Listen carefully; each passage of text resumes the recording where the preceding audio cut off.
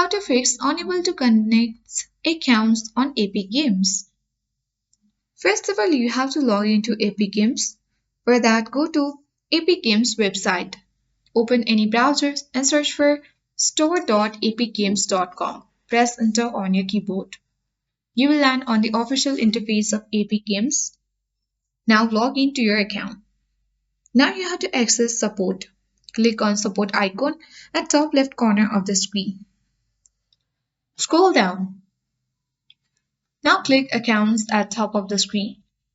Again select accounts. Scroll down and contact Epic Games support. Click contact us button. Now first of all, you have to make sure that you log into your account or create parent or guardian request.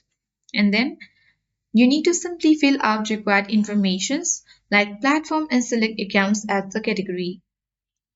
And you have to choose linked or console accounts as the contact reason. Now explain the issues, and after that you need to submit a request.